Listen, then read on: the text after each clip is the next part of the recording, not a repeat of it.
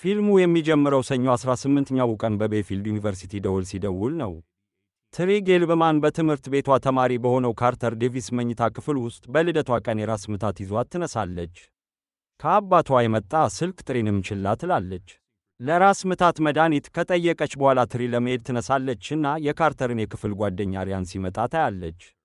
ሪያን ከእሷ ጋር ተኝቶ እንደሆነ ሲጠይቅ እሷን ያሸማቅቃታል፣ ካርተርንም ያሳፍረዋል። ወደ ክፍሏ ስትሄድ ከዚህ በፊት አብራው ወጥታ ከነበረው ቲም ከሚባል ሰው ጋር ትጋጫለች። ቲም ትሪ የላካቸውን መልእክቶች ለምን ምላሽ እንዳልሰጠች ትጠይቃታለች እና እሷም ለመጀመሪያ ጊዜ ሲወጡ ወደ ሰቡ ሄደው እንደነበርና ይህም እንዳላስደሰታት ትናገራለች። ትሪ ወደ ክፍሏ ስትሄድ የክፍል ጓደኛዋን ሎሪ ስፒንገርን ታገኛታለች። ትሪም ለክፍል ዘግይታ መሆኑን ትገነዘባለችና በፍጥነት ትዘጋጃለች። ሎሪ ከዚያ ለትሪ የጋገረችላትን ኩባያ ኬክ ታቀርባታለች። ትሪ ሻማውን አጥፍታ ኩባያ ኬኩን ካርቦሃይድሬት አለው በማለት ቆሻሻ ቅርጫት ውስጥ ትጥለዋለች። ትሪ ወደ ትምህርት ክፍል ትሄዳለችና በኋላም ከመምህሯ ግሪጎሪ በትለር ጋር ትገናኛለች። ግሪጎሪ ያገባ ቢሆንም ሁለቱ ግን ግንኙነት አላቸው። በሩን ቁልፍ ስላደረገችው ባለቤቱ ስቴፋኒ በር ላይ ትቆማለች። ትሪ በምሳ ሰዓት ለጸደይ ጭፈራ ስብሰባ ከጓደኞቿ ጋር ትቀላቀላለች። የጓደኞቹ ኃላፊ የሆነችው ዳንኤል ቡስማን ሌላኛዋን ጓደኛ ቤኪን ለመብላት ጤናማ ያልሆነ ምግብ በማምጣቷ ትገሳታለች። ቤኪ ለመሄድ ስትነሳ ከካርተር ጋር ትጋጫለች። ይህም ቤኪ ምግቧን በሙሉ በትሪ ላይ እንድትደፋ ያደርጋታል። ካርተርም ትሪ እዚያ የረሳቸውን ጌጣጌጥ ሊመልስላት ይሞክራል፣ ግን ትሪ እሱ ክፍል ውስጥ እንዳደረች ለመደበቅ ስትል ወደ ጎን ትጎትተዋለች። ዳንኤል ትሪም በኋላ በዚያ ምሽት ወደሚደረግ ድግስ ትጋብዛታለች። ትሪ በዩኒቨርሲቲው ግቢ ብቻዋን ስትሄድ የዩኒቨርሲቲውን የስፖርት ቡድን ልብስ የለበሱ የወንዶች ስብስብ ታያለች። ድልድዩን አልፋ ስትሄድ የሙዚቃ ሳጥን ድምፅ ትሰማለች። ትሪ ሳጥኑን ለማንሳት ስትሄድ ጥቂት ሜትሮች ርቀት ላይ የሕፃን ጭንብል ያደረገ ሰው ታያለች። ለፖሊስ እንደምትደውልም ታስፈራራለች እና ሰውየው ይሮጣል። ትሪ ለመሄድ ስትነሳ ጭንብል ባደረገው ሰው ትሳደዳለች። በመጨረሻም ይይዛትና ወግቶ ይገድላታል። ትሪ በካርተር ክፍል ውስጥ በዚያው ቀን ላይ እንደገና ትነቃለች። በግልጽ ተደናግጣና ግራ ተጋብታ ከክፍሉ ወጥታ ዴጃvu እያጋጠማት እንደሆነ ታስባለች። ወደ ክፍሏም ትሄዳለች እና እንደገና የሎሪን ኩባያ ኬክ አትፈልገውም፣ ግን በዚህ ጊዜ ከመጣሏ ይልቅ ትታው ትሄዳለች። ስቴፋኒ ግሪጎሪ ቢሮ ውስጥ በሩ ተቆልፎ ሳለ ታገኛታለች። በምሳ ሰዓት ካርተር ቤኪን ከመግጨቱ በፊት ትሪ ቤኪን ታስጠነቅቃለች፣ ግን ያው ነገር አሁንም ይከሰታል። ትሪ እንደገና ወደ ድግሱ ትሄዳለች፣ ግን በዚህ ጊዜ ድልድዩን ትሸሻለች። ወደ ዶርም ስትደርስ የሕፃን ጭንብል ባደረገ ሰው ትደነግጣለች። ይህም እንድትጮህና ሰውየውን ፊቱ ላይ እንድትመታ ያደርጋታል። እሱ የዳንኤል ፍቅረኛ የሆነው ኒክ መሆኑም ታውቃለች። ለትሪ ድንገተኛ የልደት ድግስ ነበር። ዙሪያውን እየጠጣችና ለመዝናናት እየሞከረች ትዞራለች። ወደ ኒክ ክፍልም ትሄዳለች። እዚያም ለትንሽ ጊዜ በጭንብሉ ይጫወታል። ሆኖም እውነተኛው ገዳይ ወደ ክፍሉ መጥቶ እሷን ሳታይ ኒክን ወግቶ ይገድለዋል። ትሪ ከዳንኤል የጽሑፍ መልእክት ይደርሳታል፣ ከኋላዋ ከኒክ ጋር ግንኙነት እንዳላት በመክሰስ እና ከዚህ በፊትም እንደተፈጠረ በማሳየት። ትሪም በገዳዩ ትጠቃለች፣ እሱም በተሰበረ ቦንግ ቁራጭ ይገድላታል። ትሪ እንደገና በካርተር ክፍል ውስጥ ትነቃለች። በዚህ ጊዜ የበለጠ ተደናግጣለች። ወደ ክፍሏ ሮጣ ሎሪን ታገኛታለች። አንድ ሰው እያሳደዳት እንደሆነም ትነግራታለች። ሎሪ ታረጋጋታለችና ቀኑን ሙሉ አርፋ ክፍሏ ውስጥ እንድትቆይ ትጠቁማታለች። ትሪ ክፍሉን ትቆልፋለችና ማንም እንዳይገባ ቦርዶችን ታስቀምጣለች። ለማንኛውም በኋላ በዚያ ምሽት ገዳዩ ሰብሮ ይገባል። ትሪ ገዳዩን ትከላከላለች፣ ግን አሁንም ወግተው ይገድላታል። ተመሳሳዩን ነገር ደጋግማ ካለፈች በኋላ ትሪ ሁኔታዋን ለካርተር ታስረዳለች። እሱም በተፈጥሮ ግራ ተጋብቷል። እሱ ገዳይ ማን እንደሆነ እስክታገኝ ድረስ የተጠርጣሪዎችን ዝርዝር እንድታጠብ ይነግራታል። ካርተር ገዳዩ በተለይ በልደቷ ቀን ትሪን እያነጣጠረ ሊሆን እንደሚችል ያስባል። ይህም ማለት ዳንኤል ለሁሉም ሰው ስለ ድንገተኛ ድግሱ ስለተናገረች በትምህርት ቤቱ ውስጥ ያለ እያንዳንዱ ሰው ተጠርጣሪ ነው። ትሪ ተጠርጣሪዎቿን ስትከታተል በብዙ ቀለበቶች ውስጥ ትጓዛለች። መጀመሪያ ቲምን ታሳድዳለች፣ ግን ክፍሉ ውስጥ ታገኘዋለች። እንደገና ከሞተች በኋላ ስቴፋኒን ትጠረጥራለች። ጥቂት ደቂቃዎች ቀደም ብሎ ስቴፋኒን ታያለች፣ ነገር ግን ገዳዩ ውስጥ ያሰምጣታል። ዳንኤልን ትጠረጥራለች፣ ነገር ግን ሁለቱ ከተጣሉና በአውቶቡስ ከተመቱ በኋላ እሷ በራሷ ትሞታለች። እነዚያን ስሞች ካቋረጠች በኋላ ትሪ ግሪጎሪ ገዳይ ሊሆን እንደሚችል ትጠረጥራለች። ከዚህ ቀደም ከሞተችበት ጊዜ የተነሳ የውስጥ ጉዳት እንደደረሰባት ለማወቅ ኤክስሬ ከተነሳች በኋላ በሆስፒታል ውስጥ ትፈልገዋለች። ግሪጎሪ ቢሮ ውስጥ ገብታ ስትፈልግ የሕፃን ጭንብል ታገኛለች። ሆኖም ገዳዩ ግሪጎሪን ወግቶ ይገድለዋልና ከዚያም ትሪን ወደ መኪና ማቆሚያ ቦታ ያሳድዳታል። መኪና ወስዳም ታመልጣለች። ከሞት አመለጥኩ ብላ በደስታ ስታስብ አንድ ፖሊስ ከመጠን በላይ በፍጥነት በመነዳቷ ያስቆማታል። ትሪ ምስክር እያለውና አደንዛዥ ዕፅ ወስጃለሁ ብላ ትዋሻለች እስር ቤቱን ገዳዩን ለማምለጥ።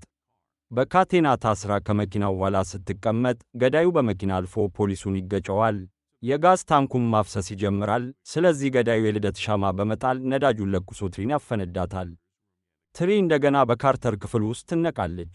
በተደጋጋሚ ስትመለከታቸው የነበሩትን አንዳንድ ነገሮችን በመጠቆም ምን እንደሚፈጠር እንደምታውቅ ትነግረዋለች።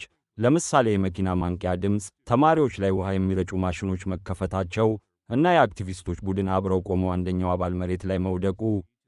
ትሪ በእያንዳንዱ አዲስ ዙር እየደከመች ስለመጣች ካርተር በአቅራቢያ ወዳለ የበርገር ቤት ይወስዳታል። የመትረፊያ ዕድሎቿ ሊያልቅባት እንደሚችል በመጨነቅም ላይ ነች። ትሪ ከአባቷ ስልክ ጥሪዎችን እንደምትሸሽ ትጠቅሳለች እና እናቷ ከ3 ዓመት በፊት እንደሞተች ለካርተር ትነግረዋለች።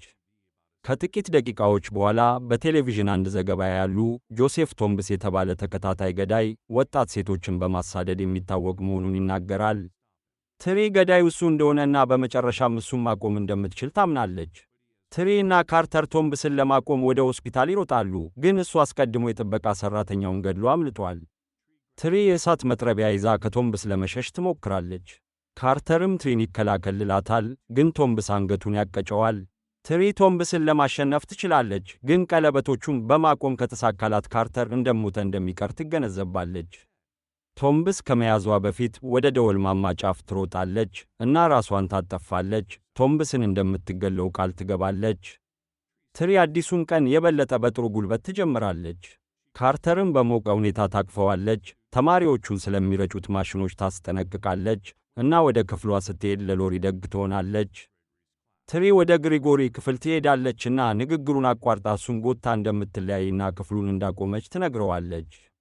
በምሳ ስብሰባው ወቅት ትሪ በጤናማ ያልሆኑ ምግቦች የተሞላ ትሪ ይዛ ብቅ ትላለችና በኩራት ትበላዋለች። ዳንኤል ቤኪን ለማባረር ብትሞክርም ትሪ ግን እንድትሄድ አትፈቅድላትም እና በምትኩ የቤኪን ቸኮሌት ወተት ወስዳ በዳንኤል ራስ ላይ በማፍሰስ ታወርዳታለች። ካርተር ከዚያ በኋላ የትሪን ጌጣጌጥ ሊመልስላት ይመጣል እና ከሌሎቹ ጓደኞቿ ፊት ትስመዋለች። ከዚያም ካርተርን በኋላ በዚያ ምሽት የልደት በዓሏን አብሯት እንዲያሳልፍ ትጋብዛለች። ትሪ ከአባቷ ዴቪድ ጋር ምሳ ለመብላት ትሄዳለች። እናቷ ከሞተች በኋላ ከእሱ ጋር መሆን እንደከበዳት ትናዘዛለች፣ ግን እሱን እንደምትወደውና እንደ ጎዳችው እንዳዘነች ትናገራለች። ከዚያም ሁለቱ ሁኔታውን ለማቅለል ይስቃሉና ምሳ ይበላሉ። ትሪ ራሷን ቶምብስን ለመጋፈጥ ታዘጋጃለች። ቢላዋ ይዛ ወደ ጥበቃ ሠራተኛው ሄዳ ሽጉጡን ትወስዳለች። ከዚያም ተጨማሪ ኃይል እንዲጠራ ትነግረዋለች። ትሪ ከዚያም ወደ ቶምብስ ክፍል ትገባለችና እሱ እንደተኛ ሲያስመስል ሽጉጡን ታነጣጥራለች። እሱን ልትመታ ትሞክራለች፣ ግን ሴፍቲውን ማንሳት እንደረሳች ታስታውሳለች። ቶምብስ ይነሳልና ትሪን ይታገላታል፣ በግድግዳ ላይ አጥብቆ ይወረውራታል። ትሪ ከዚያም ትንሽ የመብራት መቋረጥ እንደሚኖር ታስታውሳለች። ይህም እሷ ከቶምብስ እይታ እንድትወጣ በትክክለኛው ጊዜ ይከሰታል። ከኋላውም ትሆናለችና ሴፍቲውን ታነሳለች። ይህም ቶምብስን ተኩሳ እንድትገድል ያስችላታል። ትሪ እና ካርተር ቀኑን ሙሉ አብረው ያሳልፋሉ እና ሎሪ የሰራችላትን የኩባያ ኬክ ሻማውን አጥፍታ ምኞት ካደረገች በኋላ ትበላለች። ትሪ እንደገና በካርተር ክፍል ውስጥ ትነቃለች። የልደት የስልክ ጥሪ ድምፅም ይጫወታል። አሁንም ሰኞ 18ኛው ቀን ላይ ናት። ግራ ተጋብታና ተናዳ አሁንም በጊዜ ቀለበቱ ውስጥ እንዴት እንደተጣበቀች እያሰበች ትወጣለች። ወደ ክፍሏ ሮጣ ሎሪን ታገኛታለች። እሷም ኩባያ ኬኩን እንደገና ትሰጣታለች። ትሪም አትቀበላትምና ባለፈው ምሽት እንደበላችሁ ትነግራታለች። ከዚያም በእንቅልፏ እንደሞተች ይገባታል።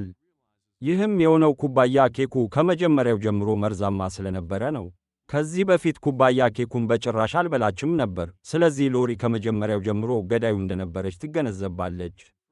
በሆስፒታል ውስጥ ስለምትሠራ ሎሪ ቶምብስን መልቀቅ ችላለችና ታሪኩን ተጠቅማ እሱ ትሪን እንደገደለ እንዲመስል አደረገች።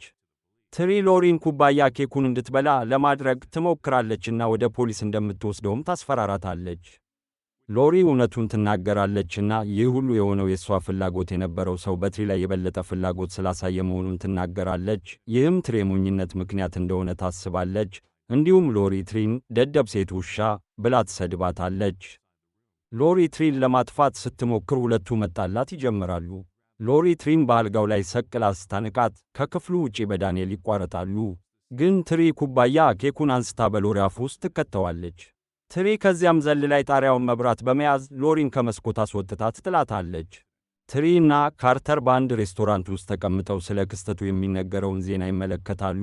ዳንኤልም ለሕዝብ ግንኙነት ሲባል ቃለ መጠይቅ እየሰጠች ነው። ትሪ ትነቃለች እና የልደት የስልክ ጥሪ ድምፅን እንደገና ትሰማለች። ካርተር አሁንም በራስ ምታት ተነስታ እንደሆነ ያስመስላል።